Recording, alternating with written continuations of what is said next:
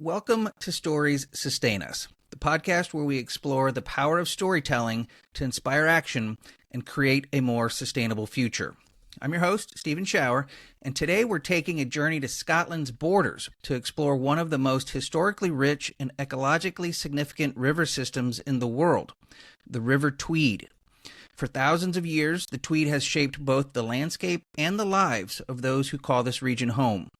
Today, the challenge lies in balancing the needs of agriculture, conservation, and recreation while adapting to the impacts of climate change. That's where passionate leaders like Derek Robeson come in. Derek is at the heart of the efforts to restore and protect the River Tweed. As a conservation manager at the Tweed Forum, he works alongside farmers, landowners, and communities to implement sustainable conservation projects. From whole farm nature conservation planning to managing invasive species, Derek's expertise in soil, water, and wildlife conservation is helping to shape a healthier future for the Tweed catchment. One of his most ambitious projects, the River Tweed Trail, a 100-mile footpath designed to enhance public access and foster ecotourism in the region. Beyond his professional work, Derek has a deep passion for environmental education, inspiring the next generation to connect with nature and understand the importance of conservation.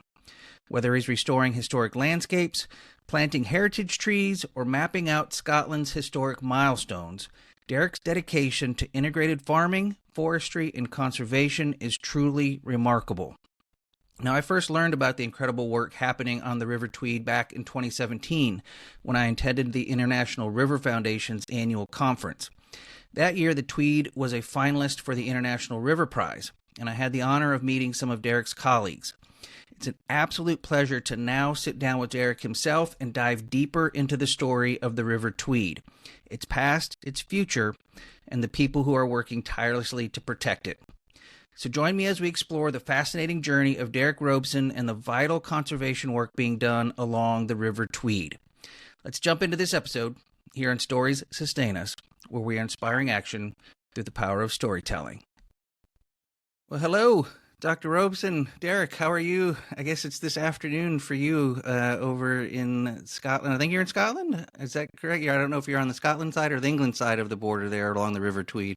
Well, we're just on the border, Stephen, so we're about 5 miles from the English border here. So, yeah, we're right in the heart of the border country of Scotland, but hard up against the border with England. It's about 3:30 in the afternoon with us, so a bit later in the day. Yeah, it's 7:30 in the morning for me here in Seattle. So thank you so much for joining me today. I'm looking forward to learning about you and learning more about the River Tweed. So appreciate your time. No, you're very welcome. Thanks very much for asking me. It's a real honor. Thank you. Yeah, and I got to tell you, I feel like I've been on a bit of a multi-year journey to get to this conversation. It's going back to 2016. My wife and I took a vacation and we were over in England and Scotland and we took the train from Edinburgh to London and trained over the River Tweed on that amazing, I think it's the Royal Border Bridge. Yeah, so beautiful. I remember telling my wife as we were going over the rivers, like we got to come back here.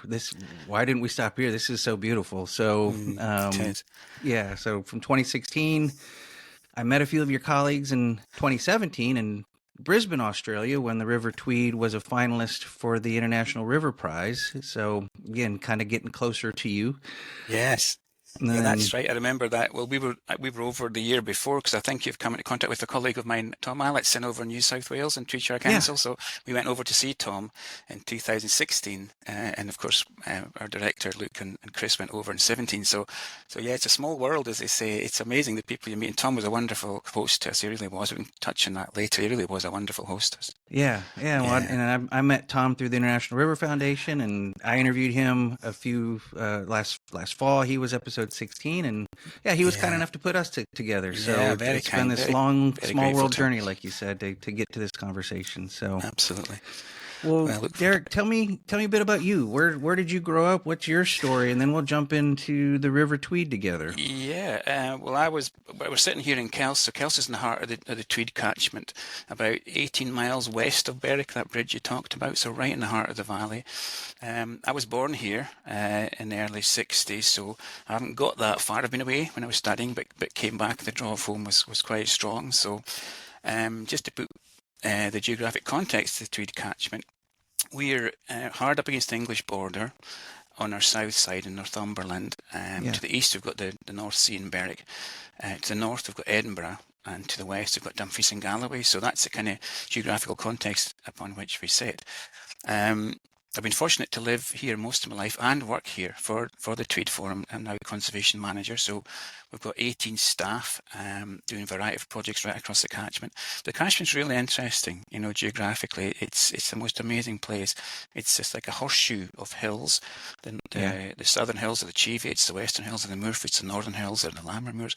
Open end of this kind of horseshoe to the North Sea, and it's the most beautiful agricultural landscape, and that's the landscape in which we grew up. I went to school here. I went off to university, but I'm really interested in history, in local history and conservation is what I've ended up doing. But we thank our parents. I've got two brothers. Yeah. One lives in the Borders, one lives in Edinburgh, and we're all really interested in environment. But we do thank our parents for that. My mother was an accountant. My father was, after he came out of the Navy, was a mink farmer of all things. In the days when mink coats were, real mink coats were popular, but obviously they became less popular in the 60s and 70s. So the market dropped out of that. And he became a bowyer of all things. He made archery equipment, Old English longbows, and target archery bows and field archery bows. But in his spare time, he took us out into the countryside. So we spent a lot of time down on the coast, Northumberland coast, Bamburgh Castle, lots of castles in the border. Bamburgh Castle. He loved his birds, we saw lots and lots of birds. Took us down to the Hirsal estate in Coldstream a lot to see the birds. You're up into the hills, hill walking. So we kind of got into conservation, all of us, that way. Yeah. And he was also, he loved guiding, taking people out. And I remember one time he took us to the Hirsal estate down at Coldstream. Beautiful estate, big country house, lots of parkland and lakes. And my brother was with me. Went down to the river, and it was a group from the American Audubon Society. Yeah. In the mid-70s, and so you were an early teenager at this time? I was probably early teenager. I'd be about 12 probably. Yeah. And he went down, brother went down, and all these Americans stood on the bridge with massive lenses like this. We'd never seen lenses like them, They were a great crowd, and this bird took off, like a woodcock took off and flew up over the bridge and landed behind a tree. And he shouted that it was carrying a chick, and nobody really believed him, because these birds are supposed to carry chicks under their legs when they take flight, but nobody actually filmed it or photographed it, and all these folks were standing with lenses this size and nobody got to photograph it. Well, this bird came back again, picked up another chick and flew off with this chick, and you saw these four legs dangling underneath. It was really quite spectacular. But these kind of things you remember, you don't forget these things. They're quite interesting. What a great experience. Oh yeah, it was. It was. Yeah, I feel like I was there kind of imagining it happen. So what a great experience. And another time we're down at the Hirsal house, and we used to ring the swifts. These swifts used to fly off, they used to come down from Africa to Britain and then fly back. And this bird would do, this one single bird that we ringed was doing about 3.5 million miles over its 25-year lifespan. And the owner of the house had ringed it over a period of 25 years. And he reckoned it had done that kind of mileage. It was incredible. And it was actually monogamous. They only had 3 mates in that time.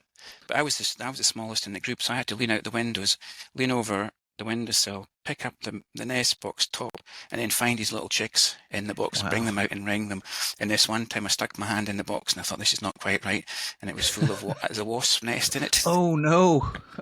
You can imagine how quickly I pulled back and came back in the windowsill. But yeah, you're a bit wary after that. But it was a great experience. Oh no. You don't forget these days. Escape unharmed, or did you get... Yes, absolutely. Yeah. Yes. Very, very sharp entry back into the window, by the way. Yeah. It was... Never moved so quick, I'm sure. Never moved so fast.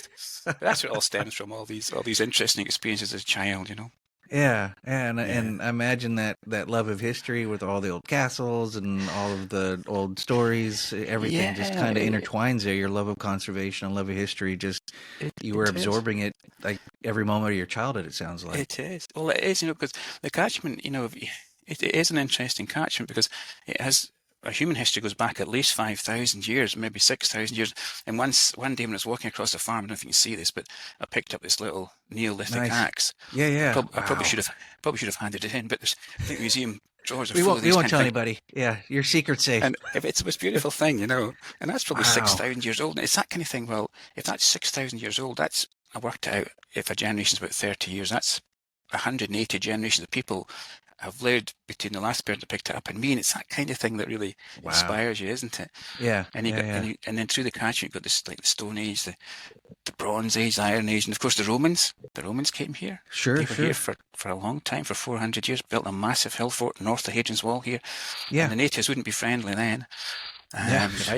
The Vikings came, the Normans came, and they built their abbeys here, Kelso, Jedburgh, Dryburgh, a great medieval kingdom here. And then 5 kings lived just across the river here.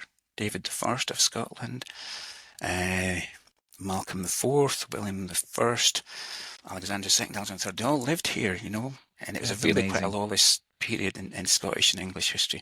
And of course, you've got the English border runs right through the middle of the catchment, which is probably the oldest land border, or one of them in the world. It's over Sure. 1,000 years old. So you've got all Yeah. that history coming together, and you just add on the environment to that, and it's quite a spectacular place. Yeah. Well, I'm already booking my trip in my brain. A few weeks ago, I talked with Jenny Barlow, and she's from the Terrace Valley Nature Reserve, kind of a neighbor of yours in different catchment, but a nearby neighbor of yours, and she was a great interview. And I already mentioned to her that I'll come work for her. So if you got work for me over there, I'll make a work trip out of it, and because it just sounds so beautiful and appealing, and I love history as well as nature, and so everything you just talked about, my wheels are like, when can I get there and see all of this in person? Because it just sounds spectacular.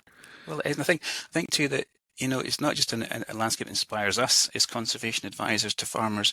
It's inspired people over the years. I mean, this is the landscape that Walter Scott grew up in. John Buchan, you know,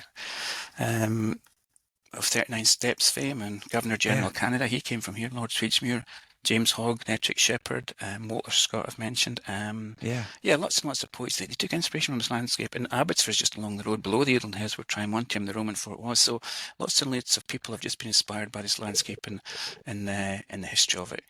Yeah.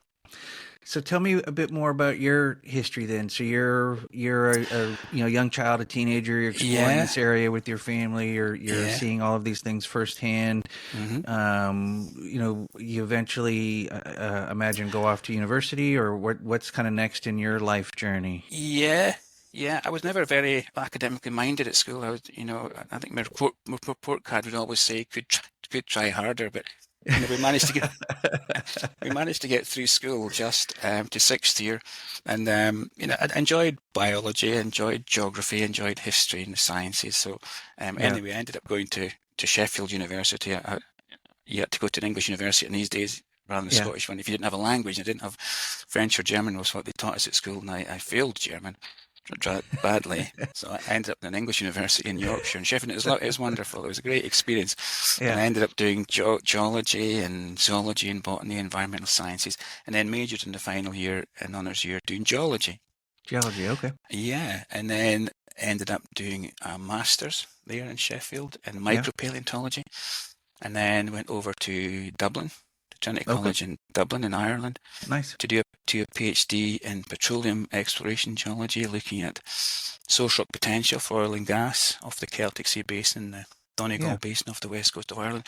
But I was going through that process in my life, and it was very much exploitative, very much exploration geology, very much production, very much. Sure. And my heart really wasn't in it. I had to say I was much more about conservation and wildlife and try to conserve things rather than try to exploit things. So I was never that comfortable with it, to be honest. So I left Ireland in probably 89, came over to Edinburgh, did some postdoc work at Edinburgh University, and and from there decided that what I really wanted to do was get into conservation.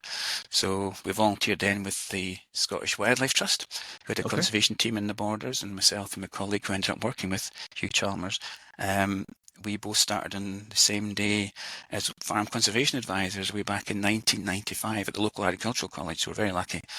And we spent our life just walking farms, making suggestions for conservation, where you plant some native trees, where you put hedges, where you put ponds. It's a privilege to be invited onto people's land holdings and farms. It is a real honor. And then try and help the farmers deliver conservation helping projects them on the stay ground. productive with their land, but also trying to do it in a way that's healthier for the surrounding environment is what I'm imagining you were doing. Absolutely. And we have such a diverse range of habitats here. I think if you took the borders, the Tweed Valley would be about 5,000 square kilometres. Okay.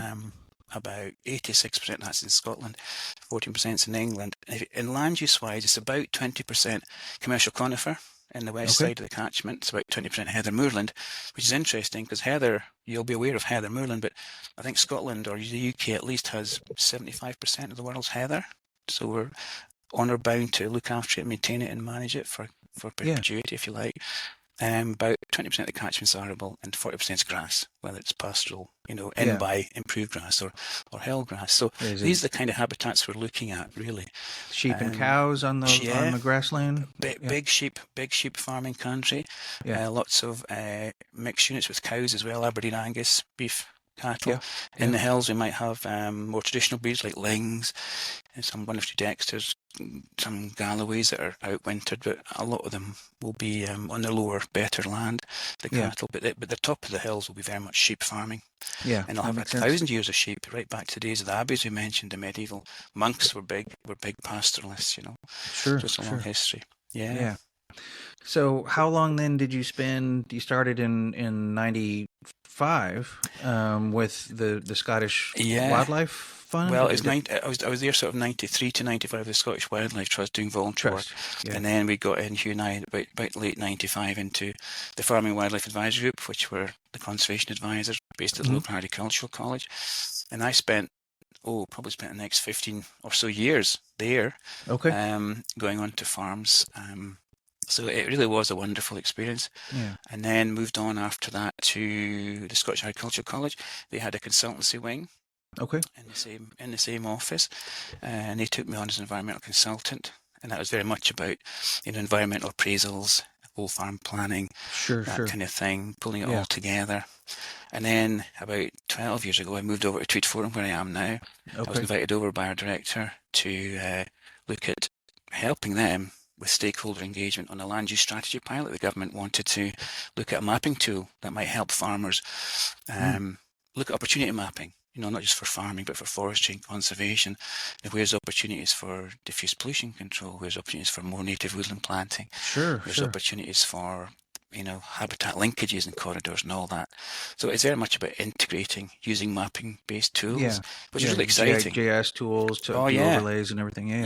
All of that stuff. Sense. So, and that's kind of where we're at now. An organization's grown from, when I joined it 12 years ago, 4 or 5 staff to about 18, 19 staff now. Doing a variety of things from like peatland restoration to peat bogs. You'll be familiar with them, but we've quite a lot of peat bogs in Scotland. But they're great carbon sinks, they're just made up of spadine and moss, and we're very much about getting them wetter, basically blocking the hill drains and reprofiling the peat hags so the moss doesn't blow away, basically, and dry out, stores of carbon. I'm assuming over the years, were they being intentionally water diverted to dry them out to help expand agricultural land, or just climate change is drying them out, or what? They're at such a high elevation, Stephen. Usually they're quite high up in the hills, so it's quite wet. So you've got the natural elements that are eroding them. But then you've got grazing pressures as well, mostly from sheep rather than deer and things like that. So it's kind of a combination of grazing pressure so it's and balancing the agricultural needs and the environmental needs. And some drainage work as well. There was a lot of hill drains went in 200 years ago, the time of the Enclosure Acts, Victorian days. There was lots of grants for drainage, so they went in then. And we're trying to undo some of that now. Put it back to nature. That's part of the joy of this show that I get to do, is talk with folks like you around the world who are undoing the best thinking of previous generations, because now we know better. We have better ways of thinking. We can balance these different pressures instead of just trying to dominate nature. We can work with nature, and it's always great to hear stories like yours about yeah, we're undoing something from 200 years ago. So, Yeah, and we're doing things like, remeandering rivers as well. So my sure. colleagues, and it's very much a partnership that we're working, and I'm just a messenger here today, but we're such a team, that close-knit team that really, they're really incredibly driven and gifted people, all of them. So we have two or three that do river restoration, and they concentrate on, rivers that were canalized, Yeah. 200 years ago. Yeah. They're busy putting the meanders back and taking down the flood banks and reconnecting it with the floodplains and that kind of thing. So it's really quite exciting. Yeah. Lots and lots of ponds are going in. We'll put in 300 ponds over the last 10 years. Wetlands as well. So yeah, the driver for these is very much, natural flood management. We have a big problem with, Sure. as you probably do, and you see it on the news. I mean, some of these storms that we're getting over recent years are biblically horrendous. And you see that you can't believe what you're seeing. Yeah. But we're getting these extremes as well. So we're trying Yeah. hard to work with farmers just above the towns that flood in the borders, above Peebles and Selkirk and Galashiels, and work with the farmers to try and slow it down. Yeah. And by Are you various means. experiencing kind of the same that I'm familiar with here in many parts of the states that I've had personal work experience in, the changes of longer periods of dryness punctuated by shorter periods of intense rain? Is that kind of what's happening in your area as well? Similar changing weather patterns? Very much. I mean, the seasonality seems to have kind of gone from it, and when we get rain, we get a lot of rain. And you don't imagine droughts being associated with Scotland, but in actual fact, not so much last year. Last year was a wet year for us, but a couple of years before that, the springs are incredibly dry. I think both springs, the 2 years before that, were so dry we didn't see much rain for the first 3 months of the spring, and they were getting concerned about water levels, reservoir levels, and that's kind of unheard of. And people were actually experiencing wildfires, on the Scottish moors and further north. And that, you think, well, in Scotland, is that really a problem? But well, yes, it potentially could be. Yeah, we're here in the Pacific Northwest. It's similar to Scotland temperature wise and climate wise. People don't. I don't think they would assume droughts and those kind of problems here in the Seattle area and Pacific Northwest. But yeah, we're still, some parts of the area here are still in drought conditions. So we're hopeful that the La Nina, that's changing weather pattern, will actually bring us some good rain and snowpack this winter, because we're down. We need it. Really, I know. And it seems to be the story of the world over, doesn't it? That things are becoming much more extreme. And I guess a lot of what we're doing for natural flood management will help in times of drought as well. It'll store water. It'll allow the farmers places where they can get access for water for their animals. Because what we found a few years ago in one of the droughts was that the only place that the farmers could get feed for their animals was to open up the woodland plots, if you like, and let the animals graze under the trees. Go in there. That's the only place the grass really was. All the other grass had been burned off, and again in the Scottish Hills, that's pretty much unheard of. So it's just a sign of the times. It is, sadly, but there's work to do. There is work to do, Stephen. We've got things to do and people to inspire to join us. So exactly. Yeah. Exactly. So tell me, I've got one more question about your past real quick. Actually, I'm going to take two questions about your past real quick before we transition into the Tweed Forum. But first question about growing up, and it's just my curiosity. Was it football or rugby or something else? Rugby. Rugby was yours. This is a home of rugby. Yeah, exactly. I was assuming rugby, but I'm a football guy. Yeah, European, like the right kind of football guy. So soccer over here, but I follow big English Premier League and all the European top leagues. But I figured you were a rugby guy. But I wanted to, just for the fun of it, clarify, were you a football or rugby? So no, rugby's in our blood. My grandfather was a professional rugby player. He was one of the early professional. And he played rugby league. Yeah. He played for Kelsey and Jedburgh, and before the First World War, actually, believe it or not. And then he went professional in about 1912, 1913. He played for Oldham down in Lancashire. Yeah. Of course, he was blackballed by the local clubs because they were amateurs, and he turned professional.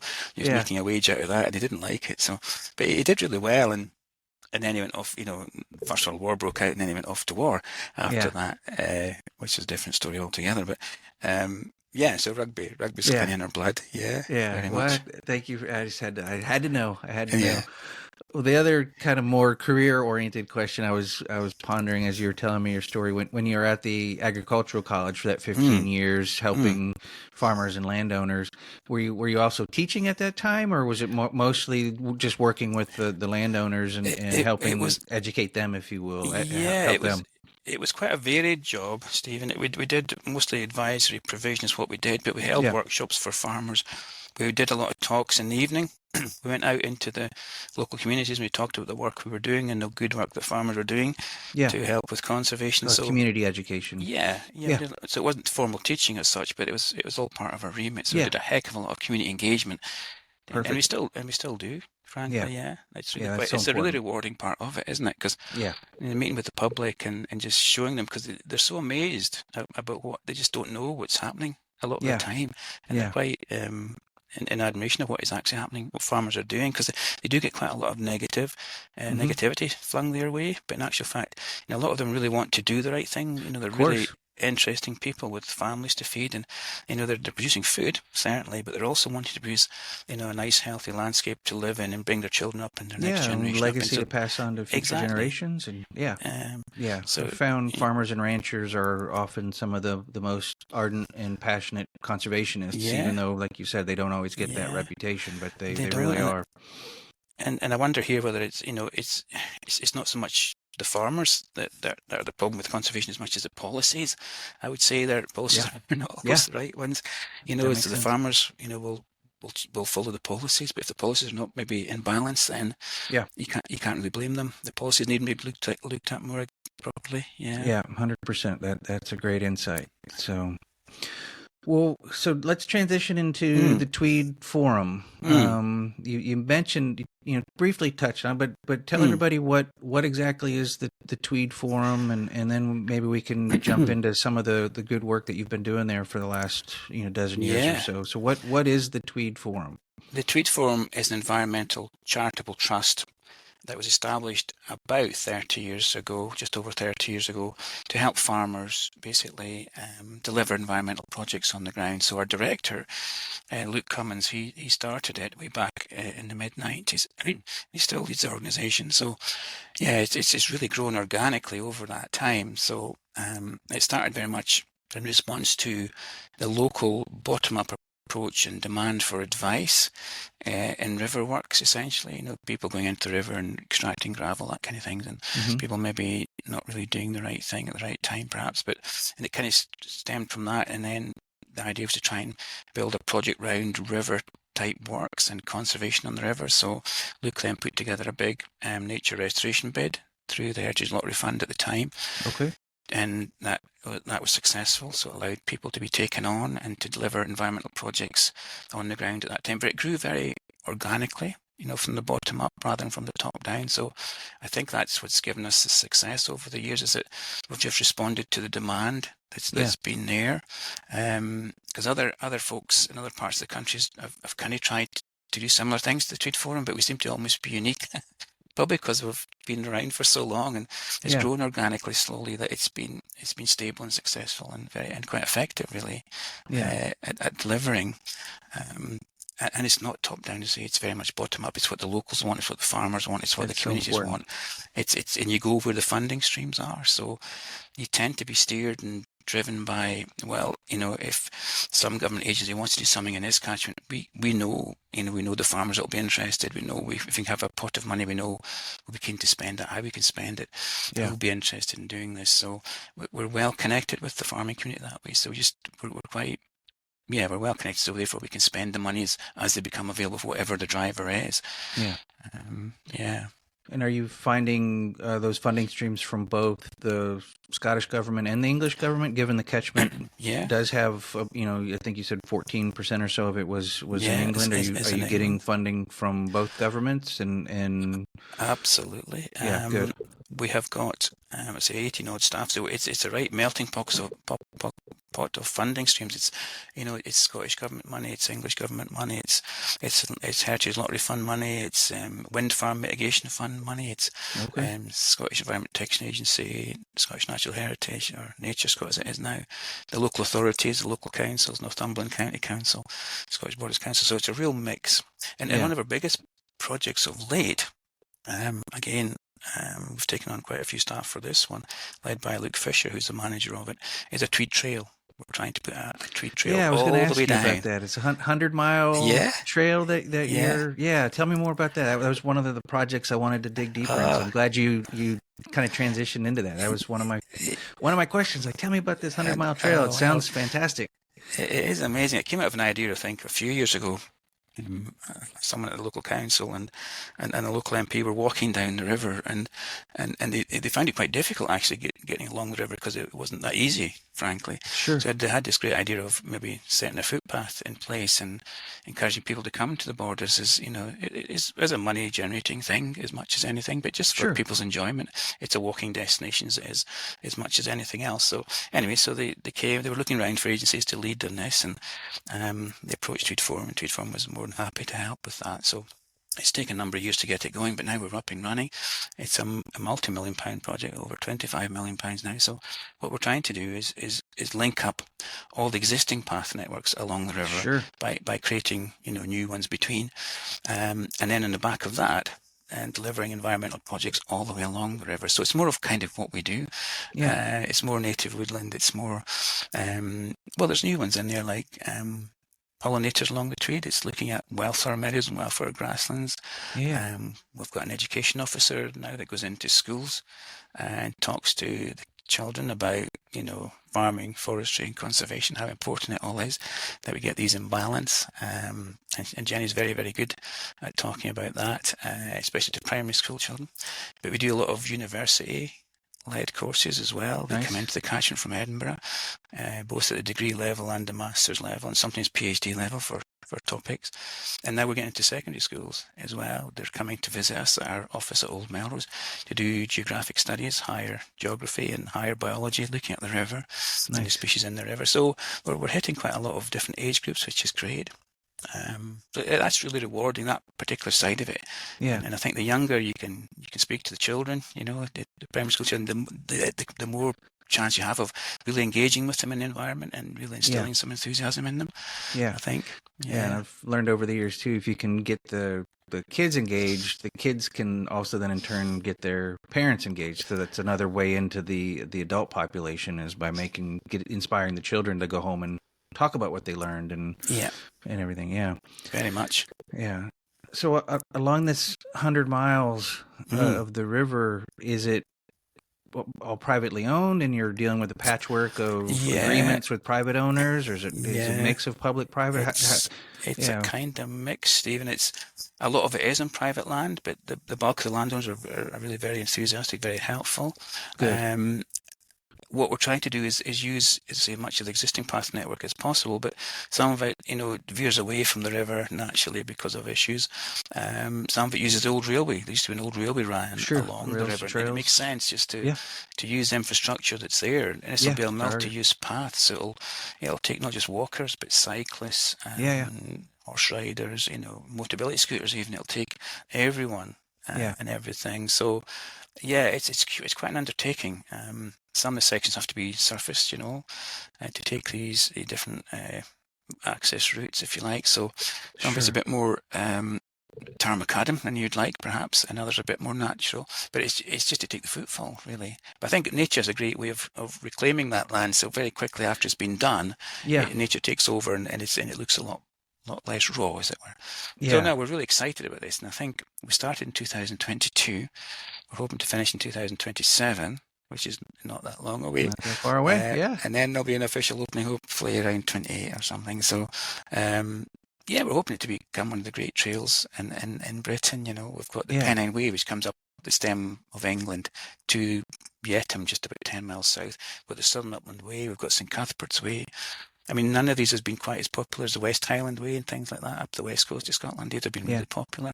But we're hoping, with the history and if we promote it well, that we might get, some added value there. Yeah, because it's a very rural area. Very ecotourism and other things that might come along with that. Yeah. Exactly. Finding those multi-benefit, you're helping the environment, you're helping local economies, you're helping landowners. I mean, all of these things all packaged into one project. So every dollar spent on that project is going to have multiple returns in different areas. So yeah, those are the types of projects that are just so exciting to be a part of and to learn about.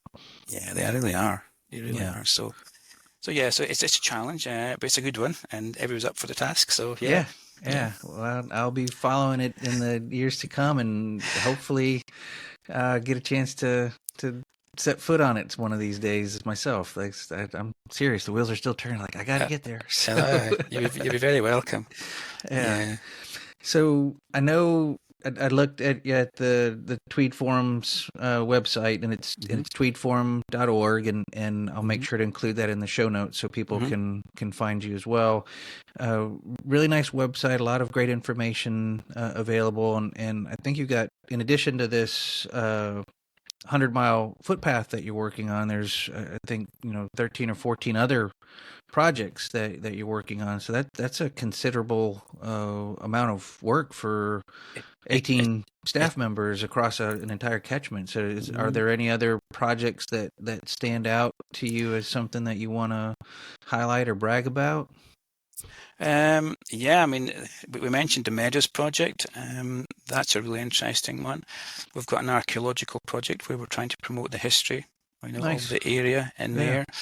We've got an invasive species project, which is looking at controlling things like Himalayan balsam, Japanese knotweed, American skunk cabbage, that kind of thing. And we've been pretty effective over the last 30 years. It's taken over maybe £1.5 million to do it, and a full-time officer for that time to do it. But it really has been very, very effective.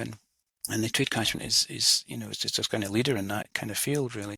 Because if you go up into the Lothians, up towards Edinburgh, and the Lothians, there's much more of these weeds around, so they're not really controlling it. And what we're finding now is that law of intended consequences. You do one thing somewhere and it has an impact somewhere else. But what they've done is they've put a new railway line in between Waverley and Edinburgh, right down to Gala Shales.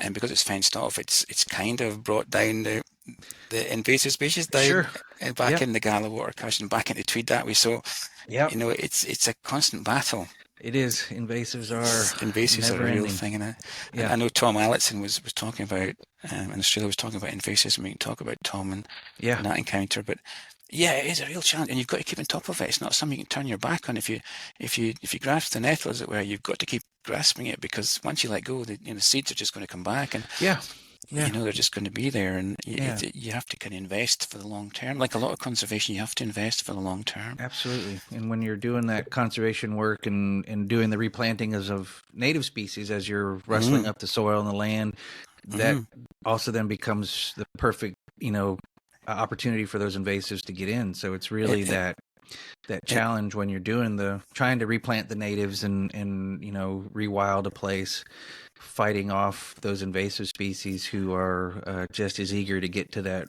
freshly tilled land and freshly fertilized ground and nicely watered, and everything you're doing to the restoration.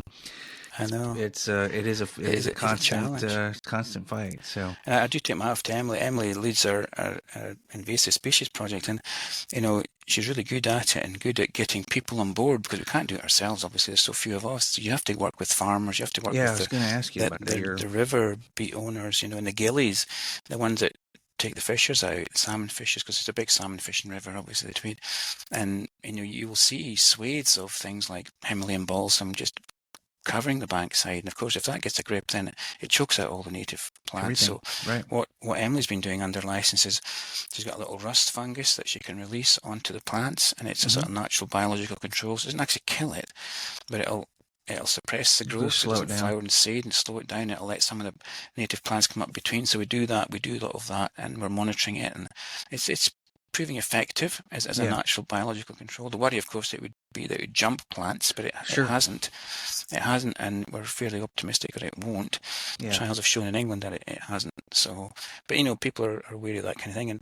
But then the alternative to that is chemical. Do you want to use a lot of chemical by the river? Probably not. Probably not. Yeah. So, those are the same challenges. My previous job, I spent 15 years working on one of the larger ecosystem restoration projects along a river in an urban part of the United States, and that constant battle between, obviously chemicals can be very effective, but they also have, as you said, unintended consequences, and then certainly the runoff that is going to happen when it rains to get into the river, and the damage that it can do to aquatic plant life and aquatic species. So it's a lot of manual labor. It's a lot of mechanical manual labor to battle these invasive species. So I kudos to you all for having one person lead this big fight, and it sounds like recruiting and educating citizens, landowners, interested parties, in educating them on how to help contain and maybe remove it, because it is a very labor-intensive job.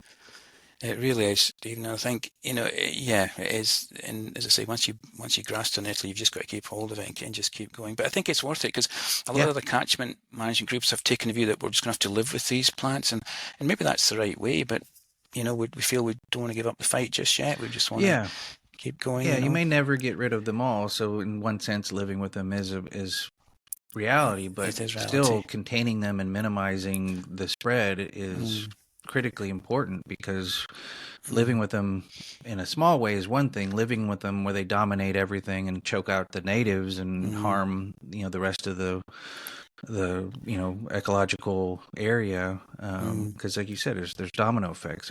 If the native vegetation along the shoreline is getting damaged, then that's going to have impacts on the salmon, undoubtedly, as they're trying to those native vegetation and trees and shade and everything is so important for their spawning and their life cycle. So all these things are connected, so we can't let. And it's interesting you mentioned there the salmon stream, because it is such a big economic driver for us. Sure.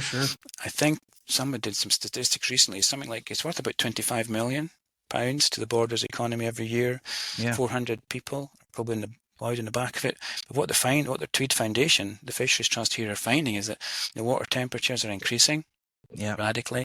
So up in the headwaters, we're finding the same thing here. Yeah, same thing.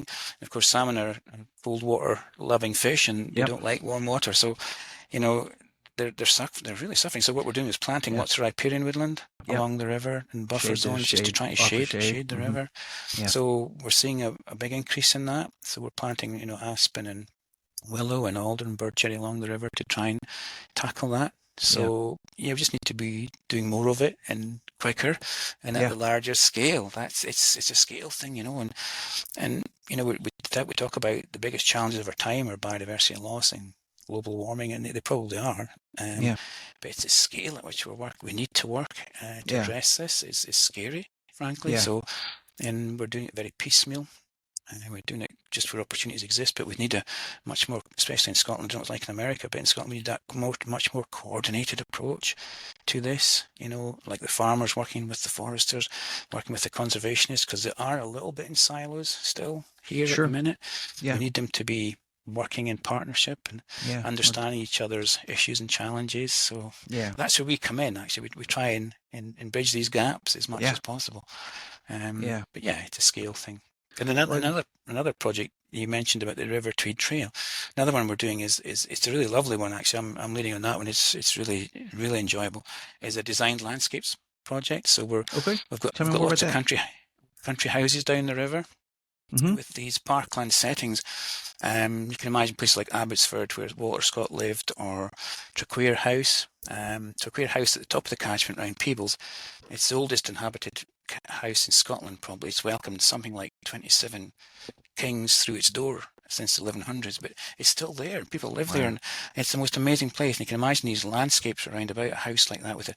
It probably built up around a sort of tower house in the early 12th, 13th, 14th, 15th centuries, and then into the medieval times, and it's just kind of growing and growing and growing. It has all the hallmarks of a really, really old property. When you see it with a tree-lined avenue going up, and it's got bare gates at the top, and these gates were shut in 1745 when Bonnie Prince Charlie, because they were Jacobites, the family are Jacobites basically, and he said these gates will open when another Jacobite king is on the Scottish throne. So these gates, as you go into the state, have been closed since 1745. These people have long memories, we're not going to open these gates. Yeah. So it's that kind of history. But so they build another avenue down, another entrance down to the house because the gates aren't open.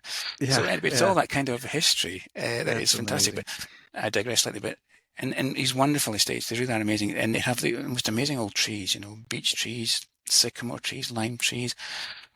There's one in Hursley Estate. It's over 500 years old, this tree, and it's in perfectly good condition. It's withstood all the storms of recent years. It's amazing. So what we're trying to do with these estates is put the trees back, basically put them into protective tree boxes, and they're not cheap. These will be a couple £100 per box. The tree's the cheapest part of it. Usually the trees, just a few pounds, but the post and rail fencing to go around it's another couple of £100. But if you put 10, 20, 30 or 40 of these through a parkland situation, it looks fantastic, and people love to see these, and they're highly visual, and they'll be there for hundreds of years, hopefully. If they get up to that age. So we're hoping to plant at least 5,000 trees along the river. Nice. There's, I think, 45 design landscapes. We're working with about 25 landowners. And it's my job to go around and try and encourage them to participate, and they've been really quite good at it. And it's just wonderful to go back and see all these trees planted, a year later. So you could advise on it, and then they go off and do the work, and you come back and it's all done. It's just great. Yeah. It's just really rewarding. It sounds, that's what I was thinking. I was like, that sounds like a great experience and a rewarding job. Yeah. So, in addition to this tree planting effort, did I see on the website you offer grants for others to plant trees, or is that part of the same program? No, that's another one. It's called the Borders Tree Grant Scheme. Borders Tree Grant. That's what I saw. Yeah. Yeah, and that's an interesting one because that in its various guises, we change it. It's been going for the best part of 30 years, but we have to keep changing its name every 3 years to get the as you can imagine, it's not always funders don't always like the same thing, so they have to keep rolling with a different idea, but it's the same thing really underneath. I understand how that goes. It's so popular, you wouldn't believe. I mean, it was the first one in Scotland, really. Wow. And so we started off devising. It wasn't a huge amount of money, to be honest, at the time. It's still not a huge amount of money. It's only £1,000. Right? But we get 50, 60, 70, sometimes up to 100 applications a year. And it's just for that very thing. It's for, it's for hedgerow trees, it's for parkland trees, it's for trees along the river, it's for copses, it's for orchards, little things, that are below Forestry Commission type funding to make the bigger plantations, the commercial plantation. And it's so popular, the farmers will apply for it, communities will apply for it, schools will apply for it. So they go into school grounds, they go into communities, they go into big estates, small farms, big farms. It gets you out and about, and you don't have to see some lovely places. So really popular. And on the back of this project that we set up all these years ago, they've got a similar scheme running now in Dumfries and Galloway. That spawned a scheme over there. They've got one in South and East Ayrshire now, a very similar one. And now Aberdeenshire is looking at a similar one. So that's 4 different regions in Scotland that have come on the back of ours. And we're just really proud of that. It's great to see people doing it, and getting a lot of pleasure from it. And over the years, there must be, I don't know how many trees will have planted under that project, but it'll be probably hundreds of thousands now. Over the years. Yeah. Well, Derek, I want to be respectful of time. Before we transition into your call to action and our talk to Hope, is there anything else about the Tweed Forum or any other projects that we haven't touched on that are near and dear to you or important that you want to make sure you share about today before we kind of transition into your call to action?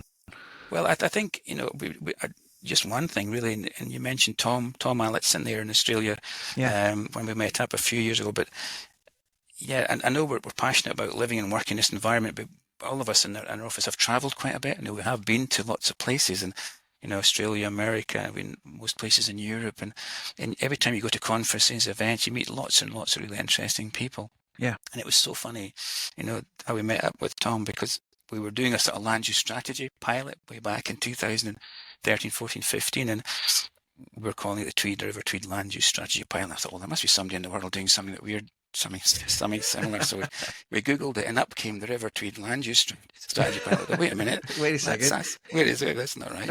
And here, it was in Australia, and we weren't aware, there was a River Tweed in Australia. And so we got in touch with Australia, and up came Tom and said, "Oh, you must come over and see us. We've got so much to show you."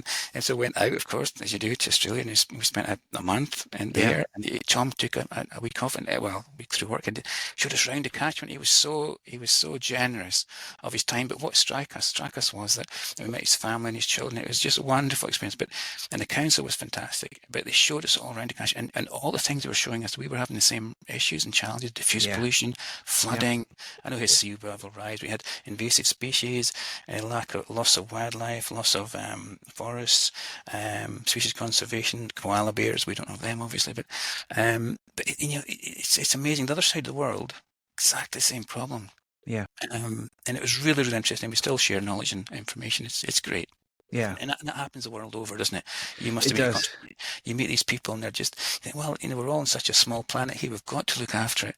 We've really got to pull together to make it work. Yeah. Yeah. I share your experience about having traveled and gone to different conferences, and there's a sense of this global connection when you're at these conferences, and you realize that, certainly particularly in more affluent communities, right? I mean, what you may be experiencing there in Scotland, and Tom in Australia, and me over here in the Pacific Northwest, we're all going to have something similar. Recognizing maybe challenges in a developing nation might be a bit more extreme or a little bit different, but there's threads of similarity running through all of our problems and all of our solutions.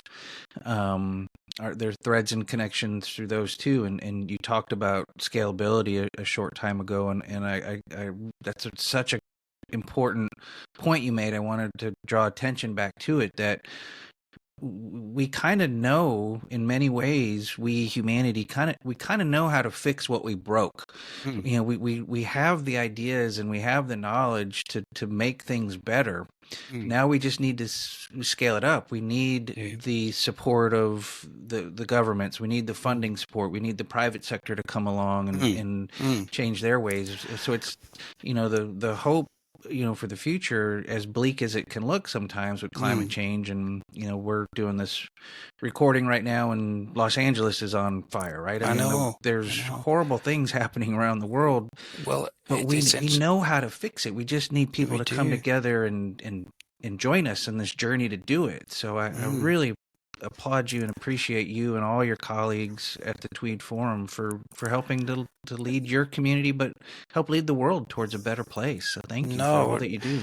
Well, it's very kind you say that, Steve. But our daughters, when you mentioned the west coast of America, where you are, but in California, but our daughters just come back last week from San Francisco on a holiday out there after Christmas, and they were quite surprised to see the beautiful country, magnificent, but the wildfires really shook them. It really did. It's really crazy. Did. So, it's crazy. Yeah. And then you mentioned also there about private money. You touched on their private money, and we're trying hard to bring more private money into the system, because there's just not enough public money at all to go there. So, we've got things like carbon markets for forestry. They're quite well versed. We're trying to get, there is well-versed markets in peatland restoration, peatland carbon as well. But what we're lacking, I think, is the biodiversity credit market, where it's just not there. And once they crack that, I think you'll get more private money coming in. But it's just how the big businesses can make a return on it. And is that clean money that's coming in? You have to be very careful. Is it clean money? Where's the money coming from? So there's a lot of challenges, but we have to crack them, and I think we will. We're optimists. I think we will manage it eventually. It might take a crisis or two, like we're having, but I think they will rally eventually to this, the governments, hopefully, and things will be better. Well, we'll keep pushing and doing our part, I'm sure. So, Derek, thank you so much for all this conversation. It's been just a joy, and I always give guests an opportunity to do a call to action, and I'm sure the folks listening to this or watching it are as inspired as I am by your story. So, what do you want them to do? What's your call to action now that we've got people, energized and ready to go do something? What should they go do? I think from our perspective, it's just to try and encourage people to be more aware of the environment. Whether they're farmers, or whether they're school kids, or whether they're university students, or whether they're visitors there. Just try and engage as much as possible with the environment, because we feel that engaging with the environment, that will bring the enthusiasm and that sense of wonder that it really needs, because people, we find, tend not to do things because they're told to do it, or incentivized to do something. They need to have that inner feeling and inspiration to do it. They need to have that connection to nature, and it's only that connection to nature that will really change the mindset. And it is a mindset change that we can see coming. They have to want to do it from within. Yeah. So it's just engage, expose the children as much as possible to the environment when they're young, and get them enthused, and just engage with nature, get out there and engage, get away from the computer bit, engage with nature as much as possible. And we think that'd be a good thing. Yeah. Love it. Love that answer. Thank you. So we talk about hope on this show. We talk about hard things like, Los Angeles burning, and peatlands and wetlands drying up, and all the challenges that we have and that we're facing. So I'd like to try to leave the show with that bit of hope to keep people inspired to go do the hard things that we have to go do. So and hope is this idea. It's not an emotion. It's those who study these types of things have made clear hope is not just a fluffy pink cloud kind of emotion. It's an actual necessity to move people forward into action, and it's this idea that you can have a vision for a better future. You have some steps to help you get there. You may not know all the steps, but you have a direction to walk in. And you feel like you have a sense of agency, like there's something you can do to help make this vision come to pass. So I ask guests these same 3 questions every time, because I love being inspired by the answers, and I hopefully the audience does too. So I'm going to ask you 3 questions about hope. Just give me your first instinctual answer. You don't have to think about it too long. Okay. So, all right, Derek. So the first question is, what is your vision for a better future? It could be for you personally, professionally, or for the world. What's your vision for a better future? Well, I think professionally, I could answer that in 2 ways, I guess. One, professionally, and then personally. I think professionally, because we work with farmers and the environment's environmental sphere, I think for us, the biggest challenge is just getting the authorities to link farming and forestry and conservation. If we can get society to link these 3 together in a really meaningful way, and for everybody to pull together, then that would be professionally our greatest hope, that we could integrate farming. Integration is probably the key word. If we can all integrate farming, forestry, and conservation, that would be a really good thing. So the hope is that would happen one day, because it's not happening so well at the moment. So that would be the hope. And the reason, I guess. That's my next question. Why? Why is that important? I think it's important for the next generation, frankly. We have 3 children. We have a son and 2 daughters, and they're all grown up and away from home now, but we're not grandparents yet, but hopefully we'll be blessed with that in time. But, it's to them that you're thinking about what kind of world are they facing. So if we can get people to work together, then they will have a better future, because, everybody loves the environment. Everybody wants to see wildlife about. It's really important, not just for their own mental and physical well-being, that there's a healthy environment there. It's really important for the economy. I mean, they really do need to have a really good, sustainable environment, because farming depends on having that, and the economy depends on having that. Business depends on that. It's people think it's the other way around. The economy is just something you can treat when the business is doing well. No, the economy has to be dependent entirely on the environment being in a really healthy place. So I think for our children's sake and our grandchildren's sake, we need to get this to work quickly.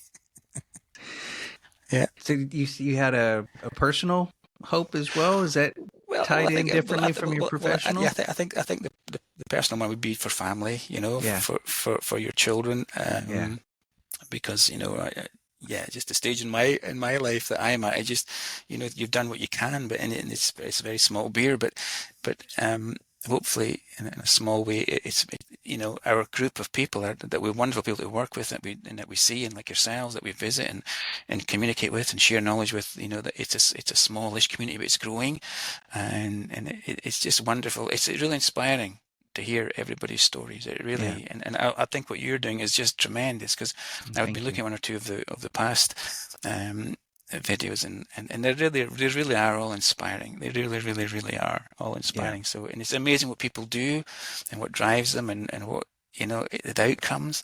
It's quite incredible, and how positive they all are. That's the real bonus, that they do see a hope, they do see a future, and that's really important, to bring out all these things, because we can do this. We can do it. Yeah, we can.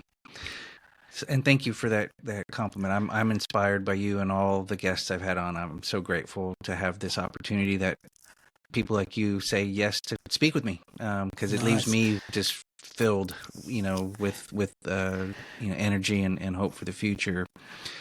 I think it's really important what you do, Stephen, because at the end of the day, I was thinking about us when you first approached us about story sustain us, and it wasn't until actually this moment in time when you came to us and said, well, that's what we're effectively doing, aren't we? We're all telling stories, although we didn't maybe appreciate it. That's kind of what we're all doing. We're telling stories, and that's how we're communicating. Yeah, and that's really a good way of looking at it. Yeah.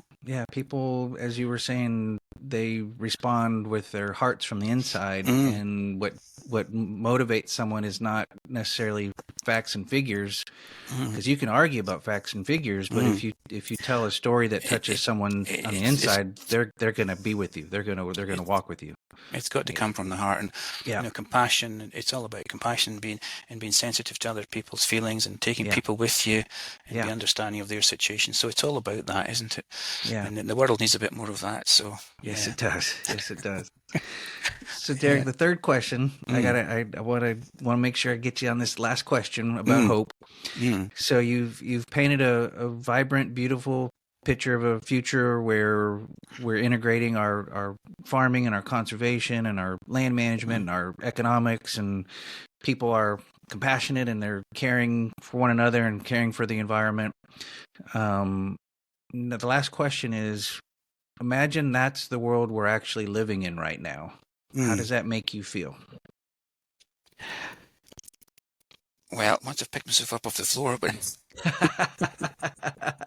no, I think we will get there. We will get there, Stephen. But yeah, I think it'd make me feel great. I'll tell you why. Because I think, in a very small way, an organization like ourselves, it is a challenge. It's a struggle, to get through the days, sometimes the weeks, because there's so much pressure on you, and the team, just to find the money to do the job, to deal with contractors, to get the work done in time before the money goes. It's a lot of pressure, and I always admire my colleagues, because despite the challenges, they always manage to do it, and it's just great. So yeah, I think they would feel rewarded if this all came together in an integrated way. Then I think the very small part that we're playing in this very small corner of the world, you'd feel, well, we have ultimately left our mark, and that's what I see driving around the countryside. You can see the woodlands that you planted 10, 20, 30 years ago. You can see the ponds that were put in. You can see the hedgerows. You can see the landscape has changed because of you being there, and you can take your children along,